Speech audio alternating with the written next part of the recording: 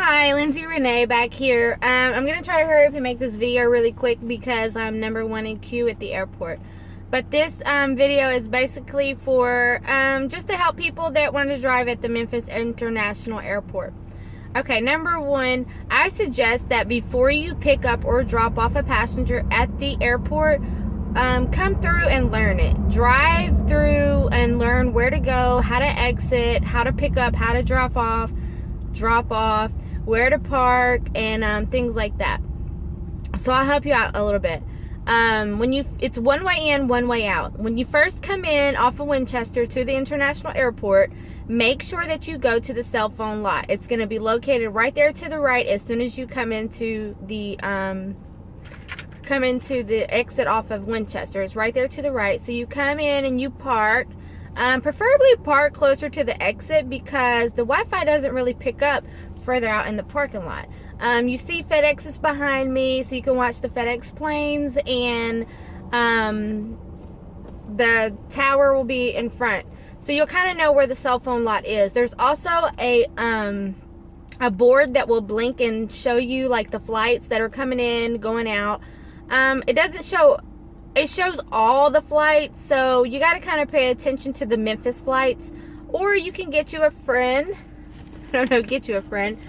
But I have a friend that works for the airport, so they give me flight schedules. So I kind of get to kind of ahead of the game here because I have flight schedules for when flights are coming and leaving and things like that.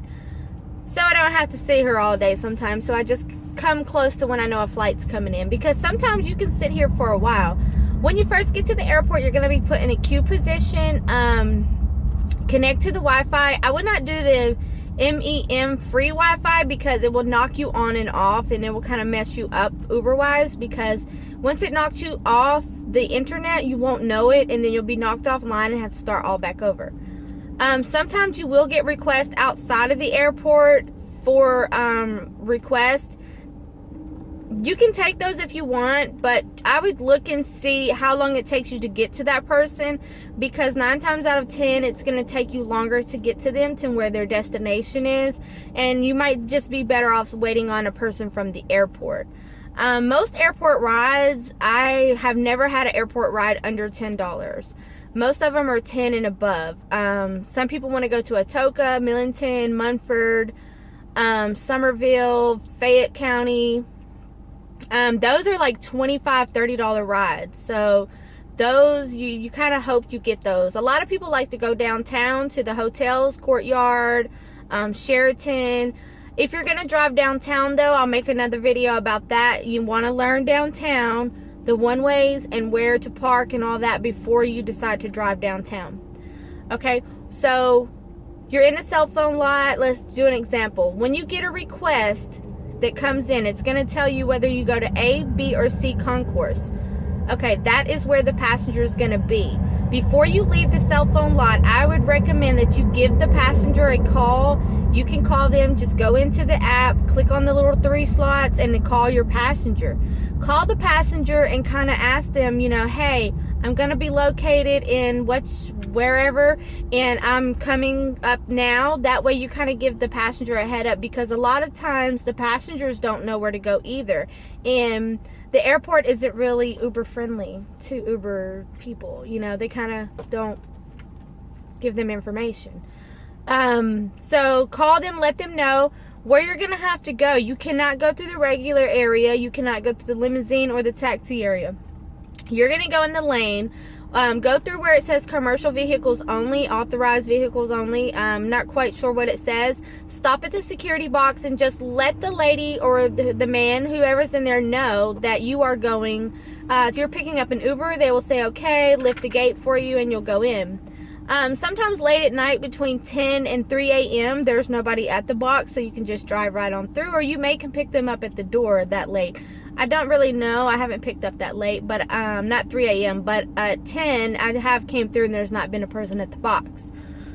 So whenever you get there, you're just going to kind of, you know, park under TCN, A, B, or C. Most of the time, you're not going to get a ride out of the A. Mostly B and C, because most people fly United, Southwest, Delta sometimes. So you get there, and when you see the passenger and you verify that's your passenger, open the trunk and help the person with their luggage. You can ask them, like, do you need some help, like I do?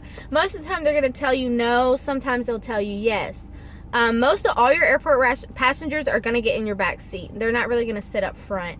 Once they get in, I always just turn on the Pandora app, play today's hit music. It's very family friendly music. Kind of turn it down low, have my navigation on, start asking them questions, you know, are you from here, you know, kind of feel them out, because you don't really want to ride in a car that's quiet. It's kind of weird, and it's not comfortable. I like to talk to my passengers and ask them questions and stuff, because it kind of makes the ride more comfortable, and it kind of helps them.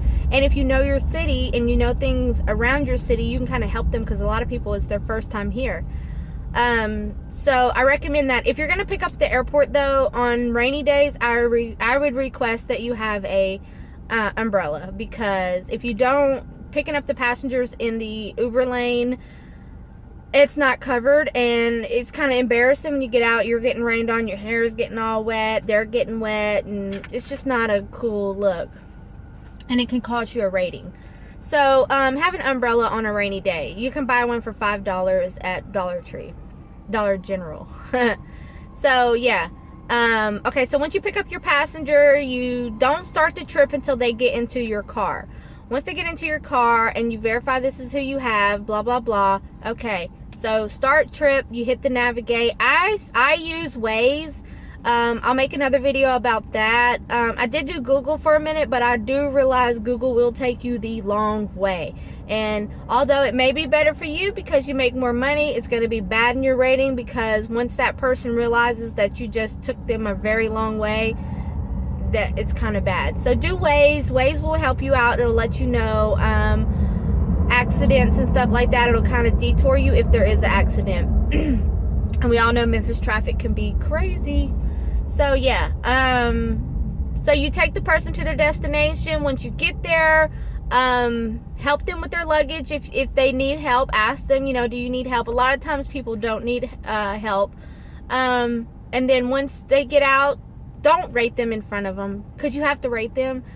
Don't rate them in front of them unless you're gonna do the 5-star, which I give everybody a 5 stars. So unless you are rude, which I've had some rude people, and sometimes I still gave him a 5, because hey, they're just having a bad day and he took it out on his Uber driver, whatever. But yeah, so I would learn all of that. If you need to go to the restroom while you're sitting in the cell phone lot, I got a solution for you. Okay, so you go up to where it says short-term parking for 30 minutes only. Now, mind you, go off of Wi-Fi, because your Wi-Fi is going to cut out when you get close to the parking.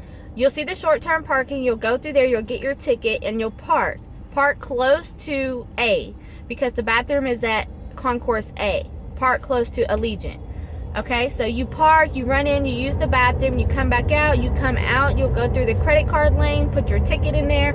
Don't take too long, because after 30 minutes, it's going to charge you, I think, $5 or $6. But if you park less than 30 minutes, free. And then you come back to your cell phone lot, you never lost your spot, and you get back on Wi-Fi. It is going to put you in a queue position. I don't know if I mentioned that earlier, but you're in a queue position as soon as you reach any part of the airport. So you can go anywhere around the airport and you'll still be in a queue position.